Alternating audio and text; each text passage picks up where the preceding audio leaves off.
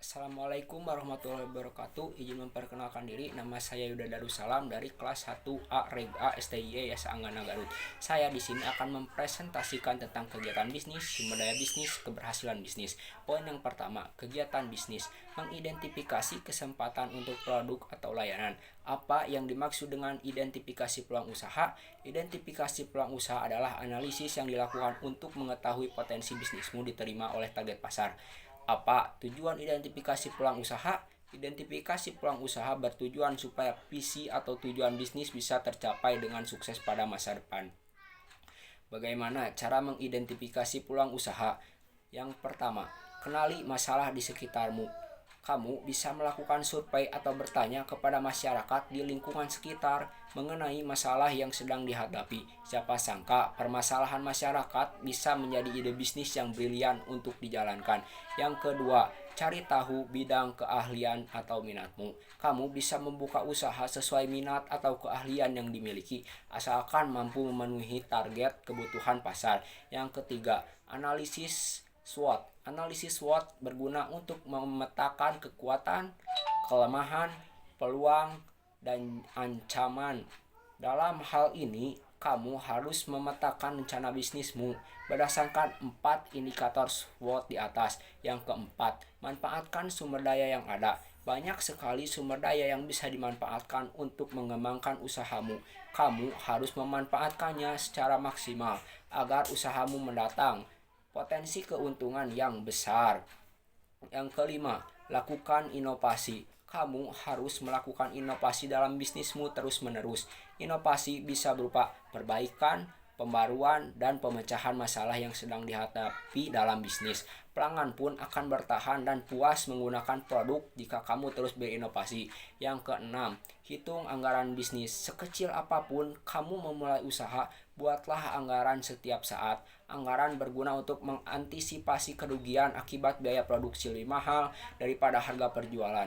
Selain itu, anggaran juga diperlukan supaya kamu bisa menyiapkan dana yang cukup untuk bisnismu. Yang ketujuh, minta kritik dan saran sebagai evaluasi. Lakukan juga evaluasi bisnis secara berkala tiap minggu atau bulannya. Dari hasil evaluasi tersebut, kamu bisa mengetahui kekurangan bisnismu serta mencari solusinya. Evaluasi ini juga harus dilakukan berdasarkan fakta supaya kamu bisa memberikan solusi yang realitas bagi bisnismu. Mengevaluasi permintaan produk dan jasa. Yang pertama, sudahkah produk atau jasa Anda mengatasi masalah konsumen? Pembisnis sukses mengatakan bahwa di mana ada masalah, di situ ada peluang bisnis. Kenapa demikian? Sebab evaluasi usaha yang pertama adalah apakah produk atau jasa yang Anda tawarkan mampu mengatasi masalah yang dihadapi pelanggan. Yang kedua, apakah sudah sesuai target pasar? Kegagalan bisnis dapat dicegah dengan mengadakan evaluasi bisnis yang proper. Di antaranya, menganalisis apakah produk atau jasa ditawarkan ke pasar atau pelanggan yang tepat. Dengan adanya evaluasi usaha yang tepat, maka akan lebih mudah memasarkan produk atau jasa ke pasar potensial. Yang ketiga, kemudahan penggunaan produk atau jasa. Mengenai produk atau jasa yang mudah dipakai, hal ini sangat penting dipertimbangkan para pelaku bisnis sebelum diluncurkan ke para pengguna atau pasar target. Sebaliknya, produk harus dievaluasi bisnis atau diuji coba terlebih dahulu ke beberapa pengguna atau penguji produk terkait penggunaannya. Jika terdapat kendala pemakaian atau penggunaan terlihat kesulitan menggunakan, perusahaan dapat membenahi produk tersebut untuk menyempurnakannya. Yang keempat, sudahkah sesuai minat masyarakat umum? Alternatifnya bisa membuat komunitas pengujian sampel dengan mengirimkan produk secara acak. Jika mayoritas pengguna menyukai dan menerima produk atau jasa Anda, maka bisa dikatakan besar kemungkinan produk atau jasa Anda akan disambut hangat oleh kebanyakan orang.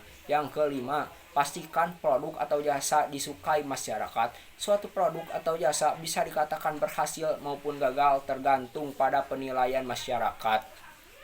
Evaluasi bisnis adalah salah satu cara untuk mengidentifikasi kebutuhan dan keinginan pelanggan, mendapatkan dana atau modal kerja. 5 cara mencari modal awal untuk usaha cepat dan mudah. Yang pertama, gunakan tabungan pribadi. Langkah paling mudah untuk modal awal saat berencana membangun bisnis adalah menggunakan tabungan pribadi. Yang kedua, jual aset milik pribadi. Yang ketiga, cari rekan bisnis. Yang keempat, dapat suntikan dana dari investor. Yang kelima, ajukan pinjaman modal usaha. 4. Mengelola produksi barang atau jasa. Produksi adalah proses menciptakan barang dan jasa. Tujuan produksi adalah daya cipta barang dan jasa atau merupakan kegiatan yang dilakukan manusia dalam menghasilkan suatu produk, baik barang atau jasa yang kemudian dimanfaatkan oleh konsumen. Yang kelima, memasarkan barang atau jasa. Yang pertama, melakukan promosi. Cara memasarkan produk agar cepat laku. Yang pertama, dengan melakukan promosi. Promosi atau branding merupakan salah satu cara paling penting dalam menjalankan usaha, baik besar, kecil, atau eceran. Strategi mengenalkan merek yang efektif adalah mampu memberikan tambah kepada calon pelanggan di pasar yang semakin kompetitif. Yang kedua, memilih lokasi yang strategis. Cara memasarkan produk agar cepat laku berikutnya adalah dengan memilih lokasi yang strategis. Selain mudah dijangkau oleh pembeli, pastikan juga kamu memilih lokasi tersebut karena ramai dilewati sehingga pembeli tahu di mana tempat produk kamu dijual. Pemilihan lokasi tersebut merupakan salah satu strategi mereka untuk menjaring pelanggan dan juga untuk mengenalkan produk kamu. Yang ketiga, menggunakan internet marketing. Sebagai salah satu strategi pemasaran, kamu juga dapat menampilkan produk usaha kamu pada website, blog, Facebook, dan situs-situs lainnya dengan memasang foto-foto yang sekiranya dapat menarik konsumen. Dengan menggunakan internet marketing, kamu juga dapat berinteraksi secara langsung dengan konsumen tanpa dibatasi ruang dan waktu. Yang keenam, membuat laporan untuk memuaskan permintaan pemerintah dan memperbaiki perbaikan proses bisnis, membuat proses efektif, memperoleh hasil yang diinginkan, membuat proses efisien, meminimasi sumber yang digunakan, membuat proses adaptif, dapat beradaptasi terhadap perubahan kebutuhan pelanggan dan sistem. Sumber daya bisnis. Yang pertama, manusia. Manusia merupakan faktor paling menentukan dalam manajemen wirausaha. Tidak ada bisnis yang berjalan tanpa manusia. Yang kedua, money, uang atau modal. Uang merupakan penunjang penting dalam sebuah bisnis. Ia merupakan alat tukar, ukuran nilai, dan seringnya dijadikan acuan dalam menentukan target usaha. Yang ketiga, material atau bahan. Material terdiri dari bahan mentah, bahan setengah jadi, dan bahan jadi. Bahan diperlukan untuk melakukan produksi. Yang keempat, mesin. Mesin juga sangat dibutuhkan dalam kegiatan wirausaha. Untuk mengolah material, setidaknya dibutuhkan sejumlah alat, salah satunya adalah mesin. Yang kelima, metode. Metode merupakan prosedur kerja yang akan membuat pekerjaan berjalan dengan lancar.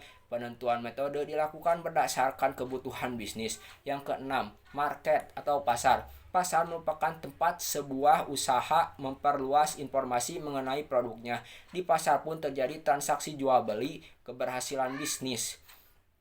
Yang pertama, kinerja keuangan. Kinerja keuangan merupakan gambaran kondisi keuangan perusahaan pada suatu periode tertentu, menyangkut aspek penghimpunan dana maupun penyaluran dana, yang biasanya diukur dengan indikator kecukupan modal, likuiditas, dan profitabilitas. Yang kedua, kebutuhan pelanggan.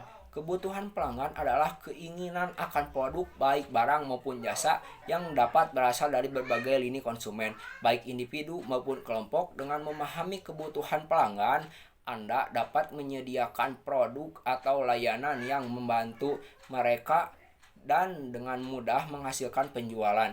Yang ketiga, kualitas produk. Kualitas adalah suatu kondisi fisik, sifat, dan fungsi produk, baik itu produk barang atau produk layanan jasa, berdasarkan tingkat mutu yang disesuaikan dengan durabilitas, reliabilitas, serta mudahnya penggunaan, kesesuaian, perbaikan, serta komponen lainnya yang dibuat untuk memenuhi kepuasan.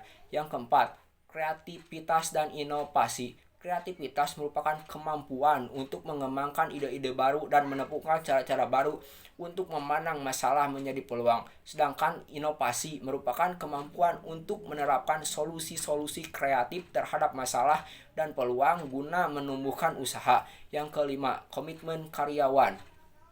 Komitmen karyawan adalah suatu perasaan keterikatan yang dimiliki oleh karyawan sehingga karyawan tersebut tetap berada dalam perusahaan untuk mencapai visi, misi, dan tujuan perusahaannya.